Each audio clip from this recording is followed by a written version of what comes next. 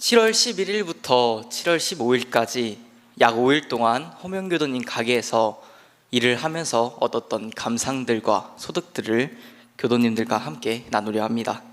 말씀드리기 앞서서 우진 간사가 왜 이 일을 하게 됐냐 궁금하신 분이 많을 것 같아요. 그래서 먼저 사회 경험을 하고 싶다는 마음이 있었습니다. 교당도 하나의 작은 사회이지만 사회에서는 어떻게 사람들이 생활하고 어떻게 돈을 벌고 있으며 어떻게 계신지 알기 위해서 경험 삼아 이 일을 하게 되었습니다. 그리고 그 후에 교당에서 교화를 할 때 사회에서 지내시는 분들의 마음을 조금이나마 알고 공감하는 교무가 되고 싶어서 이 일을 참여하게 되었습니다. 네, 본론에 들어가서 호명교도님이 일터에서 지내면서 약 세 가지의 감상이 들었는데요. 소제목과 함께 글을 써보았습니다. 첫째로는 돈 버는 것이 쉽지 않네요 라는 소제목으로 시작하겠습니다.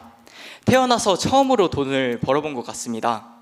고등학교 졸업 직후 고깃집에서 아르바이트 한 8일 정도 한 거 외에는 직접적으로 혼자서 돈 버는 일은 해본 적이 없던 것 같습니다. 일의 시작은 이렇습니다. 새벽 4시 반에 일어나 준비하고 자전거로 출발합니다. 여기서 약 자전거로 15분 정도 되는 거리에 호명인 가게가 있는데요. 호명인 가게에 도착을 하고 자전거를 주차한 후에 본격적으로 일을 시작합니다. 한 5시 30분쯤 정도 되면 트럭이 오는데요. 그 트럭에는 호명교도님께서 2시에 경매를 나가서 사온 물품들이 실려 있습니다. 그 물품들을 번호와 이름에 맞게 내린 뒤에 그 상품들이 들어갈 창고에 각각 배치가 됩니다. 이를 시작으로 다시 가게로 돌아와 상품을 판매, 포장, 배달합니다. 처음에 가서 호명교도님께 말씀드리기를 호명님께서 일이 끝나실 때 그때 같이 가겠습니다 라고 말씀을 드렸습니다. 하지만 호명님께서 일단 처음 해보는 일이기도 하고 몸살이 날 수도 있으니 첫날에는 10시까지만 오전 10시까지만 일을 하고 다음에 올 때 12시까지 할 수 있다면 그렇게 하라고 일러주셨습니다. 그때 왜 그렇게 말씀을 해주셨는지 일을 하면서 알게 되었습니다. 비수기인데도 불구하고 일이 저에게는 힘들었습니다. 서 있는 시간이 많다 보니 다리가 많이 피로해지더라고요. 이렇게 오래 서 있던 적이 없었기에 더 발의 피로를 많이 느꼈던 것 같습니다. 저희 어머니도 마트에서 일을 하시는데요. 항상 집에 오면 종아리 아프다, 발바닥 아프다 그렇게 매주 말씀을 하십니다. 그럴 때마다 이제 방에 가서 마사지를 해드렸는데요. 일을 하면서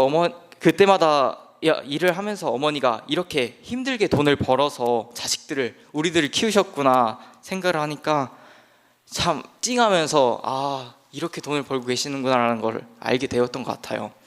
시간이 지남에 따라서 일이 눈에 들어오고 일하시는 분들하고도 친해지고 참 재밌게 일을 했던 것 같습니다. 모르는 일이 있으면 잘 알려주시고 이건 이렇게 하면 좋다, 이렇게 하면 빨리 할 수 있다 이렇게 짚어주시면서 칭찬도 아낌없이 해주었던 것 같습니다. 일이 조금 힘들다 해도 주변에 이렇게 감사한 인연분들이 있어서 재밌게 일을 했던 것 같습니다.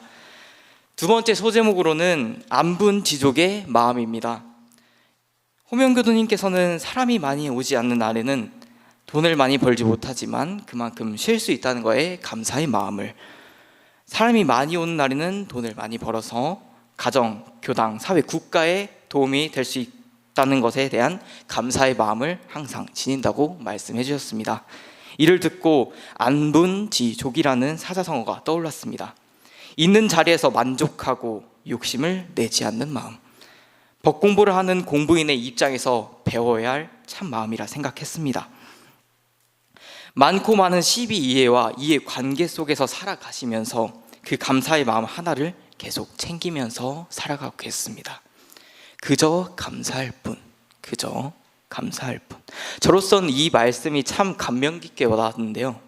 간사 생활을 하면서 힘들다 생각했던 때가 종종 있었던 것 같습니다. 그때 왜 내가 감사함을 놓쳤는가 돌이켜 생각해보니 내가 내 생활에 만족하지 아니하고 사사로운 욕심을 가지고 일을 했기에 감사의 마음을 놓쳤지 않았을까 생각을 해봅니다. 남은 간사 생활을 하면서 혹은 학교로 들어가서 학부 과정에서 내 생활에 자유를 얻지 못하고 환경을 탓하고 주변을 탓하고 그러고 있다면 호명교도님의 이 말씀을 기억해야 할 것입니다. 호명님께서 해주신 이 본문 말씀을 마음에 새기면서 순간순간마다 알아차리는 공부를 해야겠습니다. 마지막 소제목으로 셋째, 사물을 긍정적으로 보는 마음입니다. 5일간 일을 함께 하면서 많이 들었던 말씀 중 하나입니다. 사물을 항상 긍정적으로 봐야 한다. 우리는 어떠한 경계에 부딪히면 환경에 탓하고 남에게 탓한다. 즉 시비를 내 안에서 찾아야 되는데 외부에서 찾으려고 하고 다른 사람을 탓하기만 한 채 하루를 보낸다고 하였습니다. 특히 이 시장에서는 그런 모습들이 많이 보인다고 하셨습니다.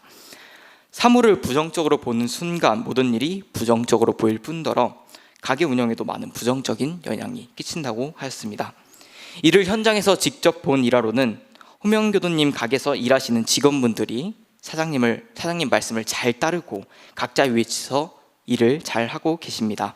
그리고 힘들어도 서로 으쌰으쌰 해주며 웃는 일이 참 많이 있습니다. 또한 손님들도 호명교도님을 많이 신뢰하며 오는 손님분들도 호명교도님을 많이 좋아하십니다.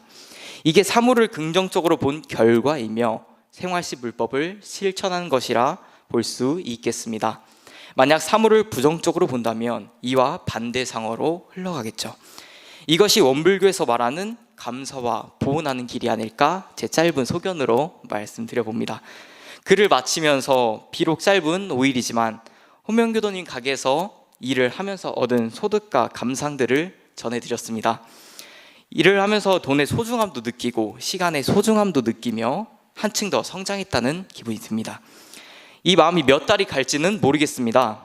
하지만 생활하는 데 있어서 모든 것에 대한 감사와 소중한 마음을 놓칠 때 이때 글 혹은 영상을 다시 보며 그날의 마음으로 다시 돌아가야겠습니다. 글을 마치면서 잠깐 문득 생각이 하나 드는데요. 온전하다는 말이 평안하고 평온한 환경에서 편안하게 있는 것이 아니라 경계 생활에서 부딪혀가며 그 상황에 마음을 대조하고 둥근 자리를 그려나가는 것이 온전한 마음을 알아차리는 것이 아닐까라는 말로 마무리해봅니다.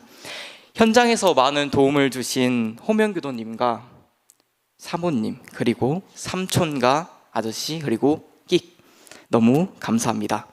또한 이 현장에 나올 수 있도록 교당 일을 도와주신 국성훈 예비교무님과 이성현 예비교무님께 감사의 마음을 전달합니다. 마지막으로 이렇게 큰 공부를 할 수 있도록 지도해 주신 규산 이광구 교무님과 김성현 교무님께 감사의 인사를 올립니다. 이상으로 감상당 들어주셔서 감사합니다.